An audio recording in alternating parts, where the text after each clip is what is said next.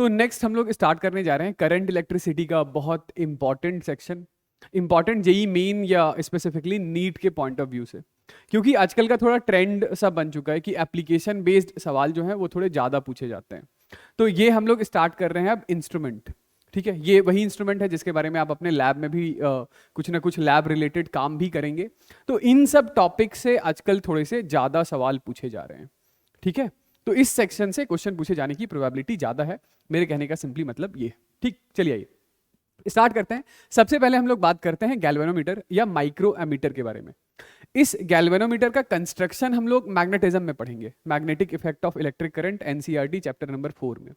अभी बस उसका हमारे पास सिंपल सा एप्लीकेशन है यहाँ पर, उसको डिस्कस करना है। ठीक है, सुनिए, ऐसा है कि ये हमारे पास है एक गैल्वेनोमीटर। ठीक है, ये गैल्वेनोमीटर का रिप्रेजेंटेशन है। तो गैल्वेनोमीटर क्या करता है? तो गैल्वेनोमीटर किसी वायर में या किसी सर्किट में फ्लो होने वाले छोटे मोटे करंट को सेंस कर सकता है, इसीलिए इसका नाम माइक्रो एमीटर भी है। यानी करंट की वैल्यू जब छोटी होगी तभी ये गैल्वेनोमीटर हमारे काम का है। ओके, तो सबसे पहली बात इसके कॉन्टेक्स्ट में वो ये है कि it is used to measure, it is used to measure small currents. ठीक है, it is used to measure small current. ठीक, देखिए होता क्या है तो ये जैसे हमारे पास गैल्वेनोमीटर है, तो ये गैल्वेनोमीटर की निडल अभी ऐसी है जब गैल्वेनोमीटर से कोई करंट नहीं फ्लो हो रहा है उस समय।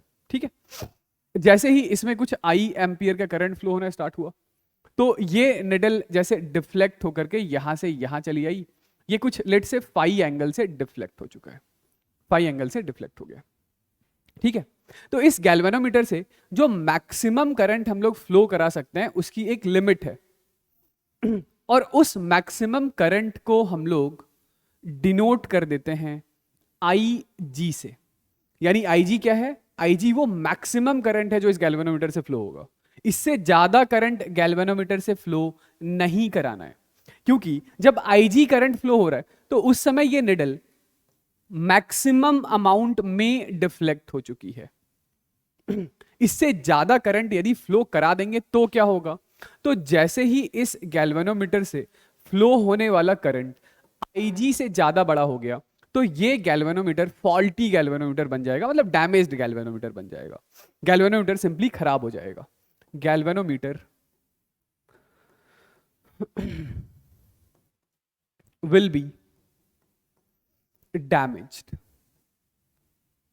ठीक है, तो समझ गए, इसके कंस्ट्रक्शन से रिलेटेड बातें हमें करना है magnetic effect of electric current पढ़ने के बाद।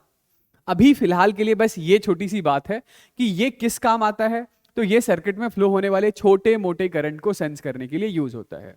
इससे जो मैक्सिमम करंट फ्लो कराया जा सकता है उसका नाम हम लोग आईजी रख रहे हैं। हाँ, ऑब्वियसली इस गैल्वेनोमीटर का कुछ रेजिस्टेंस भी होगा, इसके अंदर वायर की एक वाइंडिंग यूज होती है तो उसके पास अपना कुछ रेजिस्टेंस होता है, उस रेजिस्टेंस को हम लोग आर जी से डिनोट कर रहे हैं। ये आर जी है क्या? R G is resistance of galvanometer, this is resistance of galvanometer. ये ठीक है, इस गैल्वेनोमीटर के लिए हम लोग एक टर्म डिफाइन करते हैं जिसे कहते हैं sensitivity of galvanometer, sensitivity of galvanometer. ठीक है, सेंसिटिविटी सिंपली कहने का मतलब होता है डिफ्लेक्शन पर यूनिट करंट, यानी कि एक यूनिट करंट फ्लो हो रहा है तो उसके लिए ये डिफ्लेक्शन कितना है, उसके लिए ये फाई कितना है। ठीक है, तो सेंसिटिविटी को हम लोग रिप्रेजेंट करेंगे आई एस से। Sensitivity is deflection per unit current होता है, या इसी को आप ये लिख सकते हैं कि this is equal to maximum deflection to the maximum current, और जो मैक्सिमम करंट गैल्वेनोमीटर से फ्लो होगा दैट इज आई जी के बराबर होता है। तो चलिए नेक्स्ट हम लोग बात कर रहे हैं एमीटर के बारे में। एमीटर क्या होता है? तो एमीटर एक modified, it is modified galvanometer होता है, क्योंकि गैल्वेनोमीटर से तो काम चल नहीं रहा था, वो तो बस छोटा मोटा करंट रीड कर पा रहा था। लेकिन हमारे पास सर्किट में फ्लो होने वाले बड़े करंट को, मतलब कि जो एम्पियर के ऑर्डर के होते हैं, उस करंट को मेजर करने के लिए हमें करना था कुछ जुगाड़। तो वही जुगाड़ हमारा एमीटर है, मतलब कि उसमें हम लोग कुछ छोटे मोटे मॉडिफिकेशंस करेंगे, तो वो मॉडिफाइड गैल्वेनोमीटर एमीटर कहलाता है। एमीटर क्या कर सकता है? तो it can measure current which is, yeah, it can measure current I which is greater than या equal to IG। क्योंकि गैल्वेनोमीटर तो सिर्फ और सिर्फ IG से छोटी वैल्यू ऑफ करंट को ही मेजर कर पाता था। IG से बड़े करंट को मेजर करने के लिए हम लोग क्या यूज करते हैं? एमीटर। IG तो गैल्वेनोमीटर से ही यूज कर लीजिए, वो तो ये भी कर लेगा ठीक है, ओके। हाँ, तो फिर सुनिएगा, सबसे पहली बात हम लोग करते हैं कि इसे कैसे बनाते हैं। How to make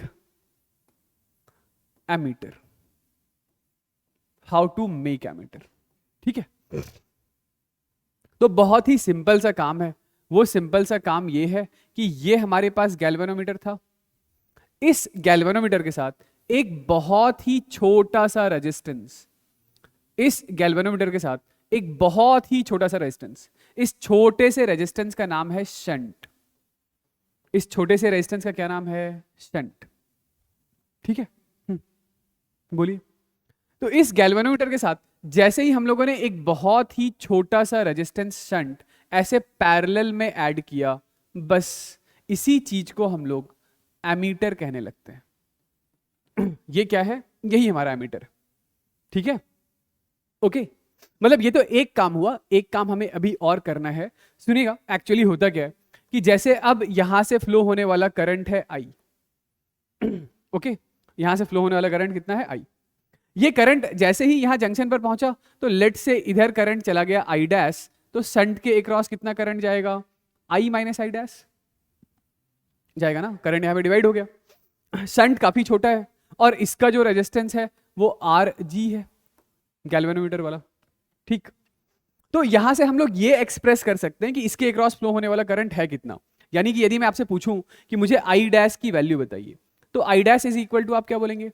I dash is equal to, current division formula लगाएं, S upon S plus RG into total current I, लिख सकते हैं। यहां से I की वैल्यू क्या होगी बताइए? तो आप बोलेंगे current I is equal to S plus RG divided by S into I dash, यही होगा ना, ठीक है। तो इससे क्या फ्लो हो रहा है? I dash. तो इसमें जो ये रीडिंग्स बने हुए थे, ये जो मार्क्स बने हुए थे, वो मार्क्स I डैश के हिसाब से डिफ्लेक्ट होंगे, है ना। लेकिन हमें क्या मेजर करना है, हमें क्या रीड करना है? तो हमें तो ये I रीड करना है, I। तो मतलब इसकी रीडिंग को कैलिब्रेट करना पड़ेगा, इसकी रीडिंग को बदलना पड़ेगा, क्योंकि अभी ये निडल तो डिफ्लेक्ट कराएगा I डैश के हिसाब से ना। इसमें क्या फ्लो हुआ? I डैश फ्लो हुआ। तो ये निडल जो डिफ्लेक्शन हो रहा है वो I डैश के हिसाब से डिफ्लेक्ट हो रहा है, लेकिन हमें I डैश नहीं चाहिए, हमें तो I चाहिए, ठीक है। तो I और I डैश में क्या रिलेशन है? I और I डैश में रिलेशन है I is equal to S plus RG by S। अब ये S आपको पता है, RG आपको पता है, तो ये पूरी वैल्यू आपको पता है। मान लेते हैं एक बार के लिए कि इस पूरी चीज की वैल्यू है 1000। एक बार के लिए जस्ट मान लीजिए क्या है? 1000। तो क्या मैं ऐसा बोल दूं कि I is 1000 times of I dash? I is equal to 1000 times of I dash. इसका मतलब क्या है कि जहां कहीं पर भी यहां पे जो भी रीडिंग था I डैश वाला, उसको 1000 से मल्टीप्लाई करके इधर लिख देंगे। तो इसी चीज को कहेंगे कि हम लोग अपनी रीडिंग कैलिब्रेट कर रहे हैं। आ रही बात समझ? क्या कहना चाह रहा हूं मैं ये कहना चाह रहा हूं कि ये वैल्यू कितनी है, मान लेते हैं 1000 है। अभी जो निडल डिफ्लेक्ट हो रहा था वो I डैश के हिसाब से डिफ्लेक्ट हो रहा था, उसे होने दीजिए वैसे ही। लेकिन हमें चाहिए क्या? हमें I चाहिए, और I डैश में रिलेशन है I is equal to 1000 times of I dash. तो जो भी यहां पे रीडिंग्स यानी कि जो भी यहां पे मार्क बने हुए हैं, इसको सिंपली आप मल्टीप्लाई कर दीजिए S plus R G by S से, और यहां पर नई रीडिंग लिख दीजिए। यानी लेट से कि यदि ये वैल्यू 1000 है, यदि ये 1000 है, तो यहां जहां कहीं पर भी 1 मिली एम्पियर लिखा हुआ था, तो 1 मिली एम्पियर को काट कर हम लोग क्या लिख देंगे, यहां जहां 1 मिली एम्पियर था उसकी जगह पर हम लोग 1 एम्पियर लिख देंगे। ओके, जहां पर यहां 2 मिली एम्पियर कहीं लिखा हुआ था, तो उसी 2 मिली एम्पियर वाली जगह पर क्या लिख देंगे, 2 मिली एम्पियर इंटू 1000 यानी कि 2 एम्पियर लिख देंगे। हो गया हमारा काम, समझ रहे हैं? तो इस तरीके से हम लोग क्या कर लेंगे, अपनी रीडिंग कैलिब्रेट कर लेंगे। ठीक है, ओके। अब जैसे मैक्सिमम करंट ये कितना फ्लो करा सकता था, तो मैक्सिमम करंट, सॉरी ये नहीं, गैल्वेनोमीटर कितना फ्लो करा सकता था, आईजी। तो उसी हिसाब से इस एमीटर का भी कुछ रेंज होगा कि वो मैक्सिमम कितना करंट मेजर कर सकता है। वो वाली सिचुएशन कब जनरेट होगी, तो वो वाली सिचुएशन तब जनरेट होगी, देखिए ऐसा कि ये हमारे पास गैल्वेनोमीटर, इसके साथ आपने लगा दिया ऐसा शंट, लेट से कि ये करंट कुछ आई आ रहा है, और गैल्वेनोमीटर से जो मैक्सिमम करंट जा सकता था वो आईजी है, वो चला गया। तो रिमेनिंग करंट इस शंट के अक्रॉस चला गया, which is I minus I जी, है ना? ओके तो अभी ये आई जी कितना है, तो आई जी है S upon S plus R ji into current I. ठीक, तो यहां से हमारे पास आई की वैल्यू क्या है, तो I is equal to S plus R G by S into I G. ठीक है, तो ये है वो मैक्सिमम करंट जो आप रीड कर सकते हैं, किससे, इस एमीटर से। ठीक है, this is maximum current which can be measured by ammeter. ठीक है, तो इस एमीटर का रेंज क्या हो गया, एमीटर का रेंज हो गया 0 से आई एम्पियर। आ रही है बात समझ? ठीक है, चलिए तो एक बार के लिए समराइज कर लेते हैं कैसे बनाया एमीटर। तो एक छोटे से रेजिस्टेंस जिसका नाम शंट था, उसको पैरेलल में कनेक्ट कर दिया और रीडिंग को कैलिब्रेट कर दिया। रीडिंग को कैसे कैलिब्रेट किया, तो जो भी वैल्यूज लिखी हुई थी ना गैल्वेनोमीटर के ऊपर, उसको हम लोगों ने S plus R G by S से मल्टीप्लाई करके लिख दिया है। ओके, तो हाउ टू मेक एमीटर, इसमें कुछ 2-3 पॉइंट मैं लिख देता हूं। ये ऊपर वाला इरेज कर देता हूं, ठीक है? क्या, तो एमीटर फॉल्टी हो जाएगा? हाँ, मतलब एक्चुअली होता क्या है कि इसमें ये निडल डिफ्लेक्ट होती है, तो निडल को रोकने के लिए एक जैसे नॉब लगा देते हैं। ठीक है, उसके नीचे अंदर स्प्रिंग वगैरह लगा होता है। अब उससे ज्यादा करंट होगा तो स्प्रिंग टूट जाता है। ठीक है, तो हाउ टू मेक एमीटर में पहला पॉइंट लिखिएगा, फर्स्ट पॉइंट, कि a small resistance called shunt is added in parallel। ठीक है, और दूसरी बात कि reading of galvanometer is calibrated। Reading of galvanometer is calibrated. ठीक है, इसको लिख लीजिए जल्दी से। तो आई होप आपको ये वाली बात समझ में आ रही होगी कि ये शंट जितना छोटा होगा तो इसका रेंज उतना ज्यादा होगा, है ना? ये शंट जितना स्मॉलर होगा, ये आई उतना लार्जर होगा। ठीक है, ठीक है, चलिए आइए एक छोटा सा सवाल करते हैं हम लोग इसी कॉन्सेप्ट पर बेस्ड, कि एक गैल्वेनोमीटर है जिसका रेजिस्टेंस कितना है, 50 ओम। तो ये लीजिए, ये है हमारे पास गैल्वेनोमीटर, इसका जो रेजिस्टेंस था उसे आर जी से डिनोट किया था, ये 50 ओम का है। It shows a full scale deflection, यानी कि जो मैक्सिमम करंट ये गैल्वेनोमीटर मेजर कर सकता है वो है 50 इंटू 10⁻⁻⁻6 एम्पियर का। ठीक है, what shunt required to added should be added so that ammeter can have a range of 0 से 5 मिली एम्पियर। तो क्या करना होगा, एमीटर बनाने के लिए हमें इसके साथ लगाना पड़ेगा एक ऐसा सा शंट। अब जैसे ही आपने शंट लगाया तो अब यही अरेंजमेंट क्या बन चुका है, एमीटर। और एमीटर से जो मैक्सिमम करंट की ये बात कर रहे हैं वो है 5 मिली एम्पियर का। 5 मिली एम्पियर करंट यदि आप यहां से भेजेंगे तो इस रास्ते करंट चला जाएगा IG विच इज 50 इंटू 10⁻⁻6, और जो बाकी का बचा हुआ करंट है यानी 5 इंटू 10⁻³ माइनस 50 इंटू 10⁻⁻6 वो इस रास्ते चला गया। तो हमें क्या चाहिए, शंट चाहिए था। शंट की वैल्यू निकालने के लिए कोई शंट का फॉर्मूला याद करने की जरूरत नहीं है। ठीक है, दोनों कैसे कनेक्टेड है, पैरेलल में है, यानी कि दोनों के अक्रॉस वोल्टेज क्या होगा, सेम। तो 5 into 10⁻³ minus 50 into 10⁻⁻6 into shunt S is equal to दूसरे के अक्रॉस का वोल्टेज यानी गैल्वेनोमीटर के अक्रॉस का। तो this is 50 into 10⁻⁻6 into resistance कितना 50। तो ये कितना आ गया बताइए, ये है 50 into 10⁻⁻6 into 50 divided by 5 into 10⁻⁻3 यदि मैं बाहर ले लूं तो 1 माइनस 10 इंटू 10⁻⁻3 ऐसा लिख सकते हैं।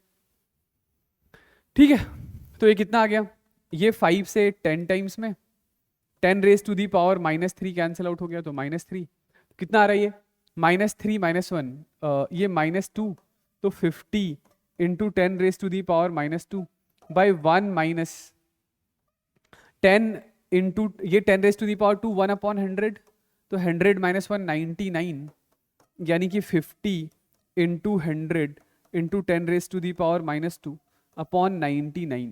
ठीक है, तो ये तो कैंसिल आउट हो गया, तो shunt S is equal to 50 upon 99 ohm. ठीक है, चलिए आइए देखिए अगला सवाल क्या है हमारे पास।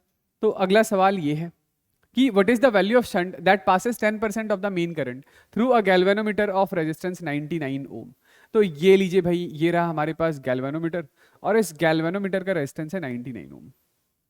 ठीक है, इसके साथ हम लोगों ने क्या लगा दिया, शंट। ये तो इधर करंट यदि I एम्पियर का आया है तो 10% ऑफ द मेन करंट जो है वो कहां से जा रहा है, गैल्वेनोमीटर से। तो यानी कि ये हो गया 0.1I और इधर से क्या आ गया 0.9I। ठीक, तो दोनों चूंकि पैरेलल में कनेक्टेड हैं तो आप क्या लिख सकते हैं, 0.9I into shunt S is equal to 0.1I into 99। I से I कैंसिल आउट हो गया, पॉइंट से पॉइंट उड़ा दिया, तो S की वैल्यू कितनी आ गई 99/9 यानी कि 11 ओम। ठीक है, इसके बाद नेक्स्ट हम लोग बात करने जा रहे हैं कि ये जो एमीटर हम लोगों ने बनाया है इस एमीटर को यूज कैसे करते हैं। तो यूज करने का तरीका बड़ा सिंपल है कि ये जैसे हमारे पास एक रेजिस्टर है R ओम, ठीक, और ये एक V वोल्ट की बैटरी है। ठीक है, ये एक रेजिस्टर है जिसका रेजिस्टेंस कितना है R ओम है और ये एक V वोल्ट की बैटरी है। हमें क्या करना है, तो हमें इस रेजिस्टर से फ्लो होने वाला करंट मेजर करना है। तो करंट मेजर करने के लिए ही एमीटर लगाते हैं। तो एमीटर हमेशा जिस ब्रांच में करंट चाहिए, जिस एलिमेंट के क्रॉस करंट चाहिए, उसके साथ एमीटर को सीरीज में कनेक्ट करते हैं। ठीक है, यानी कि इस रजिस्टर से यदि आपको करंट चाहिए तो इस रजिस्टर के साथ ये एमीटर ऐसे सीरीज में जोड़ना पड़ेगा।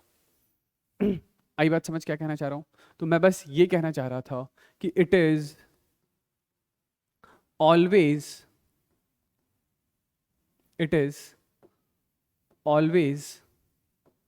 connected in series with main branch। मतलब जिसके अक्रॉस आपको रेजिस्टेंस चाहिए तो उसके अक्रॉस एमीटर बिल्कुल सीरीज में जोड़ दीजिए। सॉरी, जिसके अक्रॉस करंट मेजर करना है, जिसके अक्रॉस, जैसे इस R ओम से करंट मेजर करना था तो उसके साथ हम लोगों ने एमीटर सीरीज में जोड़ दिया। ठीक है, सिंपल सी बात। हाँ, अब ये देखिएगा कि ये जो एमीटर हम लोगों ने बनाया है, तो इस एमीटर का भी कुछ ना कुछ रेजिस्टेंस होगा। तो करंट की वैल्यू, क्या ये एमीटर बिल्कुल ट्रू रीड करेगा या थोड़ा गड़बड़ करेगा? कैसे ट्रू? भाई एक्चुअल करंट कितना है? तो एक्चुअल करंट तो आपके पास V/R है, लेकिन एमीटर क्या रीड करके बताएगा? तो एमीटर रीड करके बताएगा I dash is equal to V/R plus RA, है ना? तो यस, यहां पे एरर तो आएगा। चलिए, इसी एरर पर ही बेस्ड मैं एक सवाल आपसे पूछ लेता हूं, बताइए। तो वैसे एरर होगा कितना? तो जो एरर होता है वो I minus I dash upon I into 100% में कन्वर्ट करने के लिए। ठीक है, तो मोर और लेस वही सवाल है। ठीक है, कि कंसीडर ए सर्किट एज सोन, ये फिगर, यहां पे करंट रीड करने के लिए हम लोगों ने क्या लगाया है? तो एक एमीटर लगा दिया है। एमीटर का रेजिस्टेंस आपसे R है, find the percentage error in the reading. तो एक्चुअल करंट I कितना है? तो actual current I is equal to E/R है, लेकिन एमीटर जो आपने लगा दिया है यहां पर इसके साथ सीरीज में, वैसे इस एमीटर का रेजिस्टेंस क्या होगा? तो एमीटर का रेजिस्टेंस, चूंकि शंट और गैल्वेनोमीटर दोनों एक दूसरे के साथ पैरेलल में कनेक्टेड होते हैं, तो एमीटर का रेजिस्टेंस कितना होगा बताइएगा? एमीटर का रेजिस्टेंस होगा S into RG divided by S plus RG होगा, और ये शंट के भी रेजिस्टेंस से छोटा होगा, है ना? Alright, alright. तो अभी जो हमारे पास रीडिंग आ रही है वो रीडिंग है I dash, and this I dash is equal to E/R plus RA के बराबर है। ओके, तो percentage error in the reading is equal to I minus I dash by I into 100%। कौन बड़ा होगा? तो आप चाहें तो इस चीज को लिख सकते हैं, this is E/R minus times of E/R plus RA divided by E/R into 100%। ठीक है, तो इस एक्सप्रेशन को देखकर आपको आई होप समझ में आ रहा होगा कि एमीटर का रेजिस्टेंस जितना छोटा होगा, एमीटर का रेजिस्टेंस मतलब कि ये वाली चीज की वैल्यू जितनी छोटी होगी, टेक्निकली मेरे कहने का मतलब है शंट जितना छोटा होगा, तो I डैश उतना ज्यादा क्लोजर टू I होगा, I डैश उतना ज्यादा क्लोजर टू I होगा, तो परसेंटेज एरर उतना छोटा होगा। समझ रहे हैं क्या कहना चाह रहा हूं? तो क्या मैं यहां से ऐसा डायरेक्टली लिख दूं कि जैसे एमीटर का रेजिस्टेंस जितना स्मॉलर होगा, ठीक है, तो परसेंटेज एरर उतना स्मॉलर होगा। ठीक है, तो इसीलिए हम लोग ये कहते हैं कि जो आइडियल एमीटर होता है, जो आइडियल एमीटर होता है उसका रेजिस्टेंस इज लगभग 0 होता है। मतलब आइडियल एमीटर का रेजिस्टेंस 0 होता है, मतलब टेंडिंग टुवर्ड 0 होता है। तो आइडियल एमीटर में परसेंटेज एरर भी कितना होगा? 0 होगा। ठीक है, मतलब आइडियल एमीटर बोल रहे हैं। आइडियल एमीटर कहां मिलेगा? सिर्फ क्वेश्चन में मिलेगा, प्रैक्टिकली नहीं होगा, बुक्स में मिलेगा। ठीक है, यदि कुछ नहीं बोल रखा है, सिर्फ एमीटर बोल रखा है, तो वो आप उसको आइडियल ले लीजिएगा, उसका रेजिस्टेंस 0 ले लीजिएगा। ठीक है, यदि रेजिस्टेंस ऐसा एमीटर है और उसके साइड में उसका रेजिस्टेंस लिख दिया गया है, तो फिर जो रेजिस्टेंस होगा वो आप काउंट कर लीजिएगा। चलिए आइए, एमीटर के बाद हम लोग एक ऐसा ही दूसरा और इंपॉर्टेंट इंस्ट्रूमेंट पढ़ लेते हैं जिसका नाम है वोल्ट मीटर। ठीक है, तो ये वोल्ट मीटर क्या करता है, लिखिएगा सबसे पहले इसके बारे में कि it is used to measure potential difference between 2 points। किसी भी 2 पॉइंट के क्रॉस आपको पोटेंशियल डिफरेंस रीड करना है, तो वहां पर हम लोग क्या करेंगे, ये वोल्ट मीटर लगा देंगे अपना। ठीक, चलिए, इसके भी कॉन्टेक्स्ट में सबसे पहली बात कि how to make voltmeter, कि वोल्ट मीटर हम लोग बनाते कैसे हैं, how to make voltmeter. ठीक है, सुनिए, कि ये है हमारे पास गैल्वेनोमीटर, और इस गैल्वेनोमीटर के साथ हम लोग एक अच्छा खासा बड़ा रेजिस्टेंस सीरीज में जोड़ देते हैं। एक अच्छा खासा बड़ा रेजिस्टेंस क्या करते हैं, सीरीज में जोड़ देते हैं।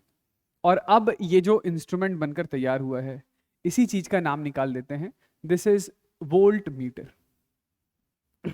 ठीक है, ओके। ये वोल्टेज कैसे मेजर करेगा, तो लेट से इस पॉइंट का नाम है x और इस पॉइंट का नाम है y। यहां से फ्लो होने वाला करंट क्या है, तो मान लेते हैं यहां से फ्लो होने वाला करंट है I। ठीक है, तो ये Vx माइनस Vy आप क्या लिखेंगे, Vx माइनस Vy आप लिखेंगे R into resistance across XY, है ना।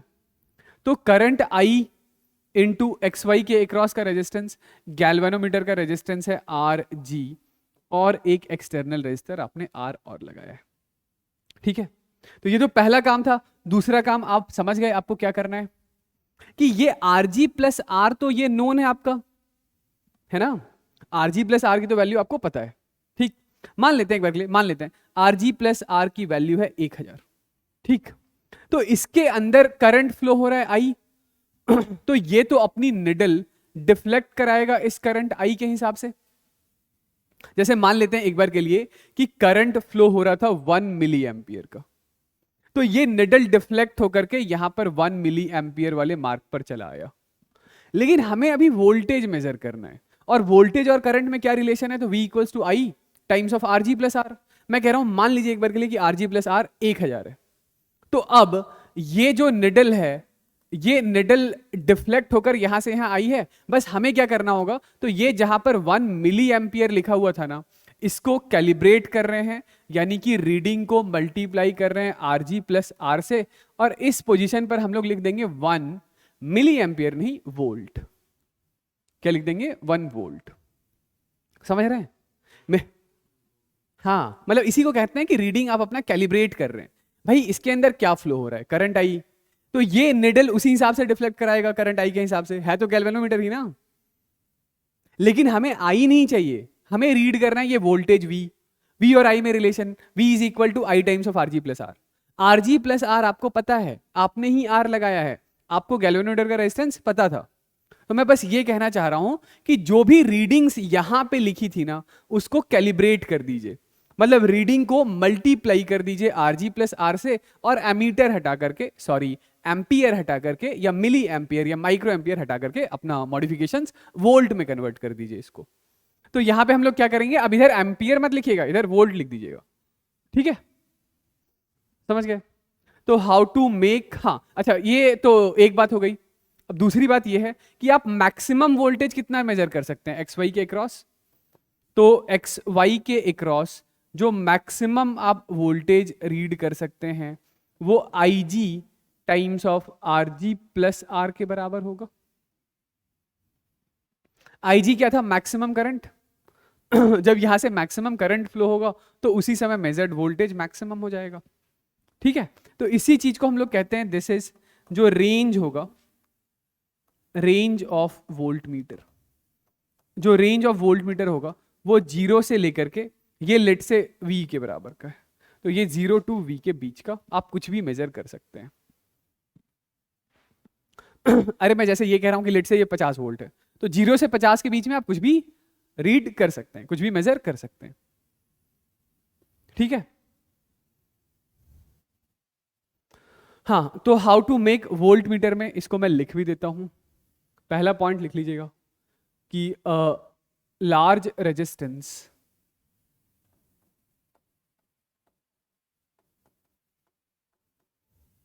is connected in series with galvanometer. ठीक है, and reading is calibrated by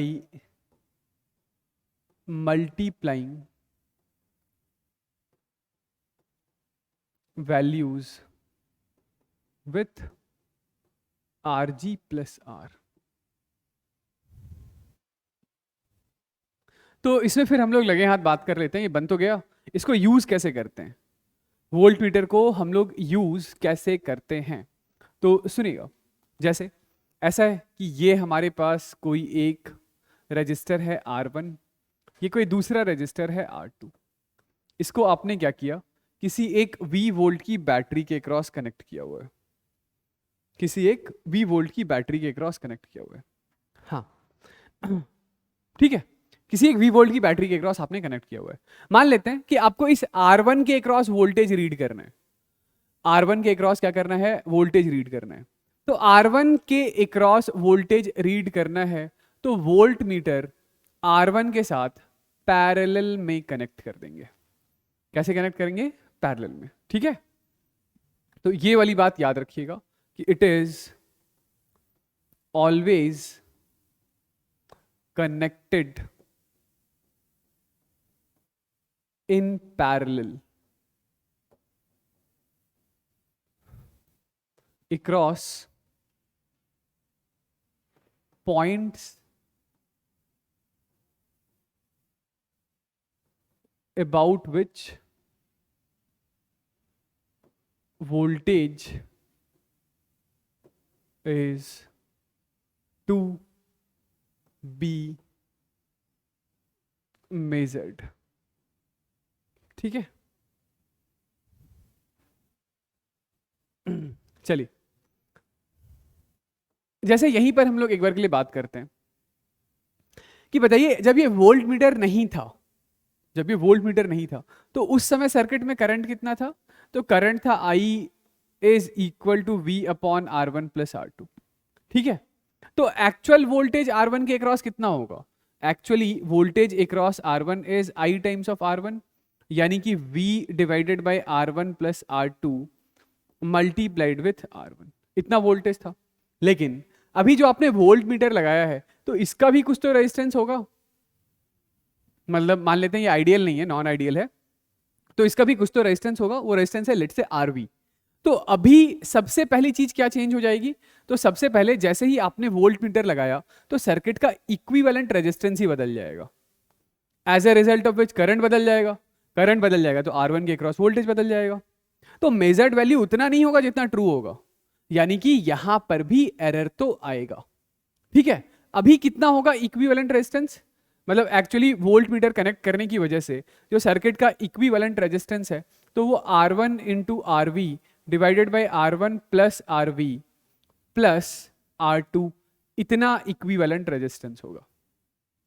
current कितना होगा, तो current I is equal to V upon R equivalent होगा।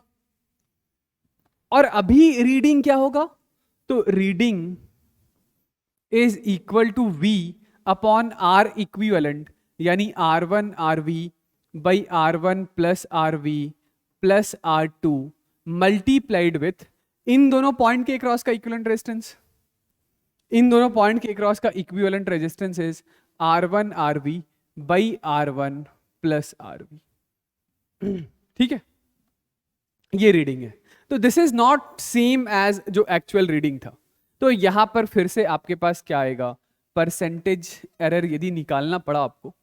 ठीक है, ये वोल्टेज V है एक्चुअल, तो percentage error is V minus V dash by V into 100%, ऐसे एरर निकाल लीजिएगा। ठीक है, चलिए अब खुद सोचिए कि यदि इस वोल्ट मीटर का रेजिस्टेंस बड़ा होगा, वोल्ट मीटर का रेजिस्टेंस जितना ज्यादा बड़ा होगा, ठीक है, तो ये जो इक्विवेलेंट रेजिस्टेंस आप लिख रहे हैं, ये जो इक्विवेलेंट रेजिस्टेंस आप लिख रहे हैं, मतलब ये RV resistance of volt meter काफी ज्यादा बड़ा है, काफी ज्यादा बड़ा है। ठीक है, तो ये वाली वैल्यू कितनी होगी, मैं ये कह रहा हूं कि रेजिस्टेंस ऑफ वोल्ट मीटर बहुत ज्यादा बड़ा है R1 के सामने, तो ये R1 इग्नोर कर देंगे, RV कैंसिल आउट हो जाएगा। तो वैसे सिचुएशन में इक्विवेलेंट रेजिस्टेंस लगभग R1 प्लस R2 के बराबर का ही होगा। तो वैसे सिचुएशन में यदि equivalent resistance R1 plus R2 जितना ही है तो एरर क्या होगा, कम होगा, क्योंकि करंट दोनों सिचुएशन में सेम आ जाएगा।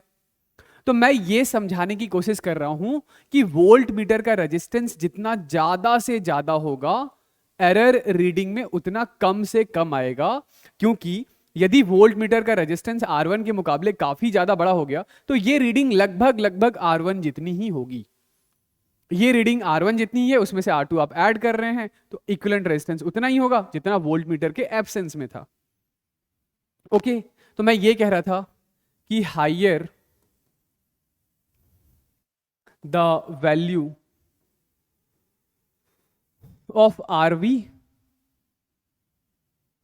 Laser the error will be. तो जो आइडियल वोल्ट मीटर होता है, जो आइडियल वोल्ट मीटर होता है, उसमें आइडियल वोल्ट मीटर का resistance is tending towards infinity होता है, इनफाइनाइट रेजिस्टेंस होता है। ठीक है, जैसे आइडियल एमीटर का रेजिस्टेंस 0 है तो आइडियल वोल्ट मीटर का रेजिस्टेंस इनफाइनाइट। ठीक, चलिए,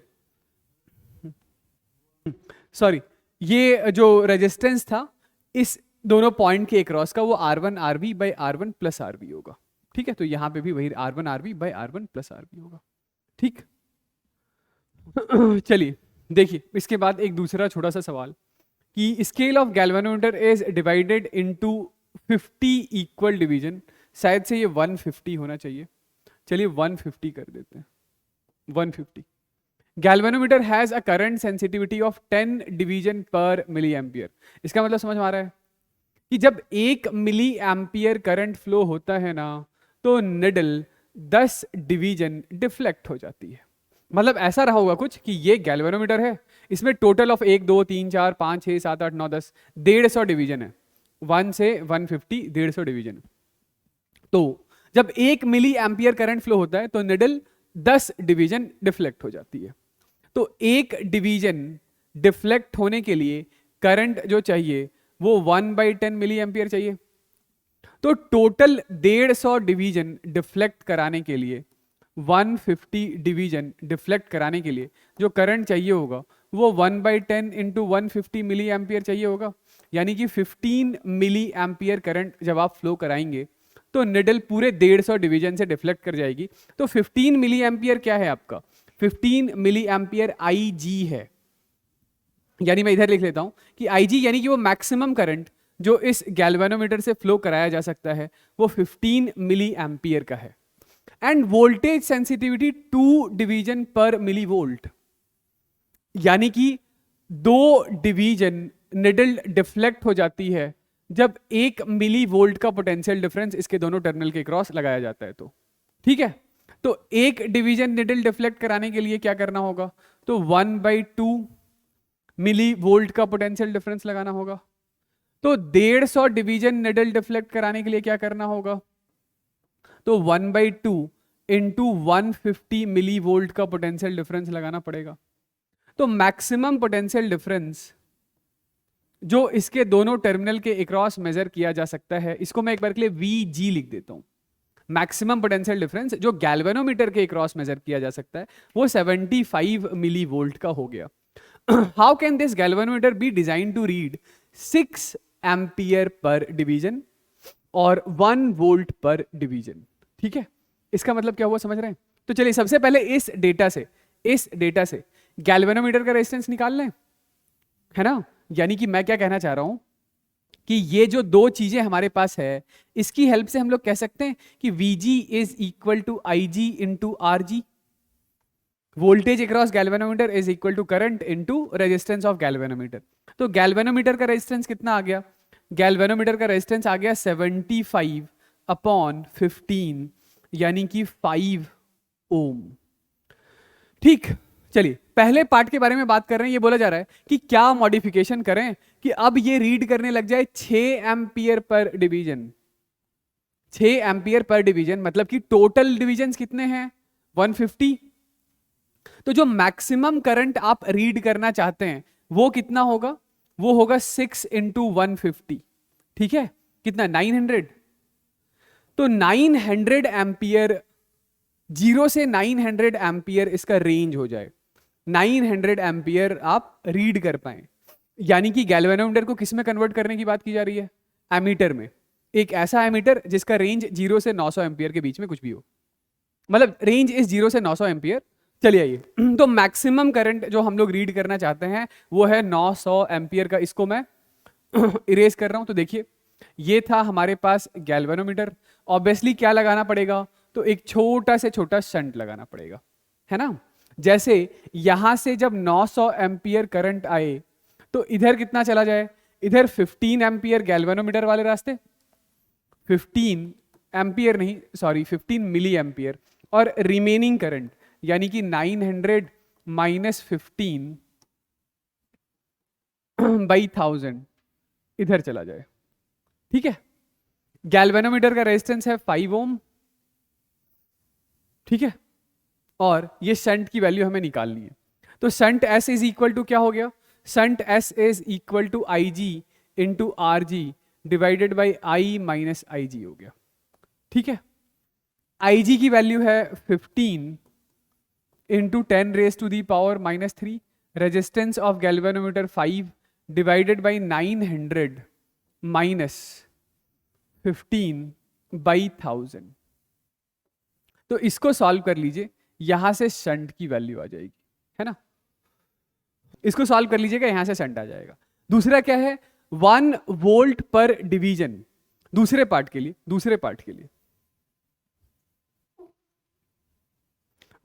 के लिए जो मैक्सिमम वोल्टेज आप रीड करना चाहेंगे इस गैल्वेनोमीटर को एक रेजिस्टेंस कनेक्ट करने के बाद, यानी कि एक वोल्ट मीटर बनाने के बाद, जो मैक्सिमम वोल्टेज आप इसके अक्रॉस रीड कर सकते हैं वो कितना है, तो 1 वोल्ट पर डिवीजन यानी कि 150 वोल्ट, है ना।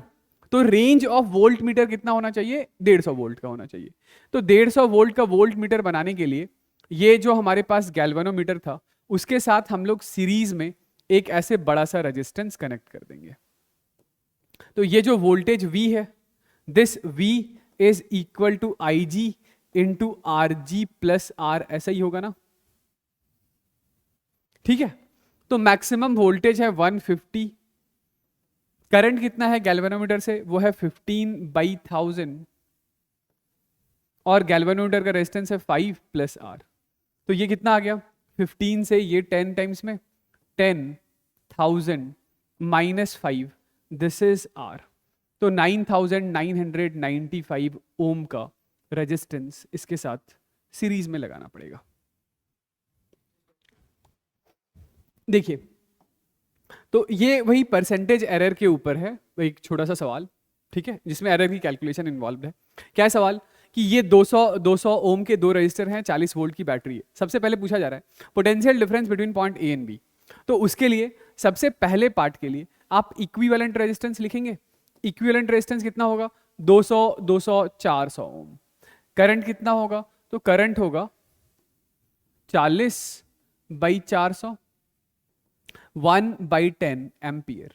जो ए बी के अक्रॉस का वोल्टेज है, तो ए बी के अक्रॉस का voltage is I into A B के अक्रॉस का रेजिस्टेंस। आई हो गया 1/10 और ए बी के अक्रॉस का रेजिस्टेंस है 200। तो कितना आ गया वोल्टेज, वोल्टेज है 20 वोल्ट। ठीक है, बिना पेन चलाए भी बोल सकते थे भाई 40 वोल्ट है तो 20 यहाँ 20 यहाँ, आइडेंटिकल रेजिस्टर है। ठीक, आधा आधा डिवाइड हो जाएगा। Now we wish to measure this potential difference by using a voltmeter जिसका रेजिस्टेंस 2 किलो ओम है। ठीक है, तो बताइए कि परसेंटेज एरर कितना होगा। तो दूसरे पार्ट के लिए हम लोगों ने यहां पर लगा दिया एक ऐसा वोल्ट मीटर, और ये वोल्ट मीटर का रेजिस्टेंस कितना है, वोल्ट मीटर का रेजिस्टेंस है 2000 ओम।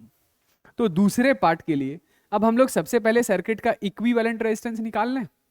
तो ये इक्विवेलेंट रेजिस्टेंस कितना हो जाएगा, इक्विवेलेंट रेजिस्टेंस हो जाएगा 2000 इंटू 200 बाई 2200 प्लस ये वाला 200 आगे वाला एज इट इज। तो ये कितना हो गया, ये 2 से 11। थोड़ी कैलकुलेशन चाहिए तो मैं तो कैलकुलेटर पे ही कर लेता हूं, ठीक है, क्योंकि मुझे तो आपको एग्जैक्ट आंसर बताना है ना। तो ये है 2000 डिवाइडेड बाई 11, ठीक है, प्लस 200। तो ये आंसर आ रहा है 381.81 ओम। ओके, मतलब ये 181.81 समथिंग है, उसमें 200 हम लोगों ने और जोड़ दिया है। तो अब सर्किट में करंट कितना होगा, तो अब जो सर्किट में करंट है that is equal to EMF divided by equivalent resistance. तो ईएमएफ है 40 डिवाइडेड बाय 381.81, ये कितना होगा? तो 40 डिवाइडेड बाय 381.81, तो ये करंट है अब हमारे पास 0.104 एम्पियर। ठीक है, चलिए, तो अब जो रीडिंग है यानी कि अब जो रीडिंग है मैं उसे एक बार के लिए वी डैश बोल रहा हूं, तो वो क्या होगा? Current I into equivalent resistance about A B, equivalent resistance about A B. तो करंट है हमारे पास कितना? 0.104, और ए बी के अबाउट का इक्विवेलेंट रेजिस्टेंस, इन दोनों का पैरेलल वाला रिजल्ट वो 181.81 था। ठीक है, तो 181.81, ये रीडिंग आती है 19.04 वोल्ट की। कितने की? 19.04 वोल्ट। ये ठीक है, तो परसेंटेज एरर कितना होगा? Therefore percentage error is equal to V minus V dash upon V into 100। ठीक है, तो एक्चुअल वोल्टेज था 20 माइनस 19.04 अपॉन 20 इंटू 100। ठीक है, ये सॉल्व करने के बाद ये हमारे पास कुछ 4.8% आएगा। ये सॉल्व करने के बाद हमारे पास कुछ 4.8% आएगा। ये ठीक है, चलिए, तो तीसरे पार्ट का जवाब बता देंगे कि सॉल्व यदि ये 2000 ओम ना हो करके 20,000 ओम होता, यानी कि वोल्ट मीटर का रेजिस्टेंस हम लोगों ने और बढ़ा दिया है, तो परसेंटेज एरर सॉल्व करके देख लीजिएगा और भी ज्यादा कम हो जाएगा। हाँ, चलिए आइए नेक्स्ट हम लोग आगे बढ़ते हैं। बात कर रहे हैं अबाउट मीटर ब्रिज, या इसी का दूसरा नाम है स्लाइड वायर ब्रिज। किस काम आता है ये? तो ये यूज किया जाता है किसी एक वायर के रेजिस्टेंस को फाइंड आउट करने के लिए। ठीक है, हमारे पास कोई वायर है, उस वायर का क्या रेजिस्टेंस है, तो वो रेजिस्टेंस हम लोग फाइंड आउट कर सकते हैं इस इंस्ट्रूमेंट को यूज करके। It is use to find out unknown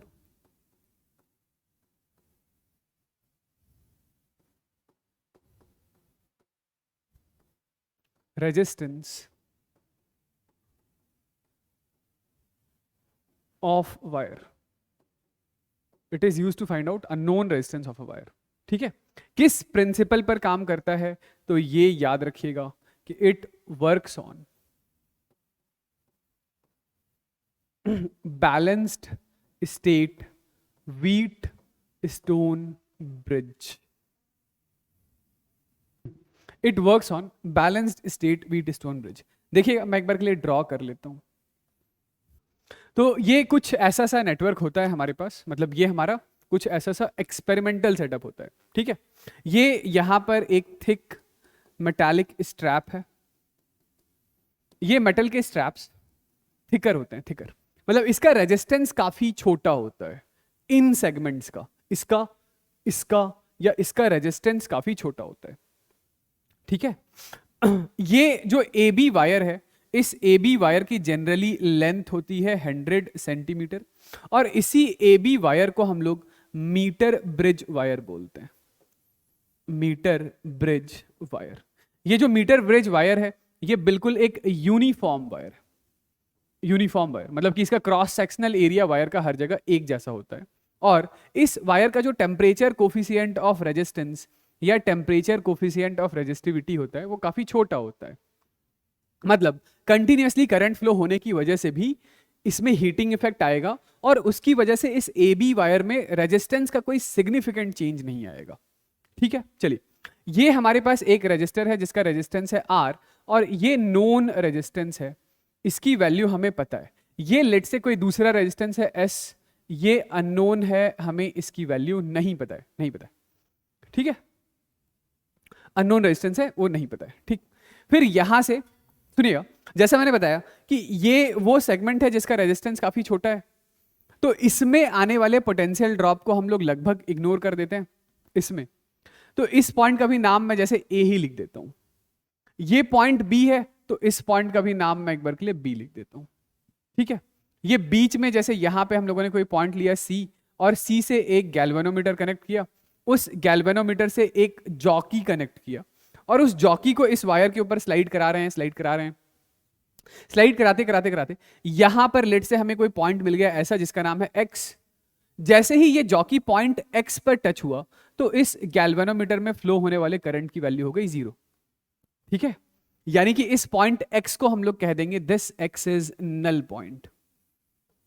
x क्या है? Null point.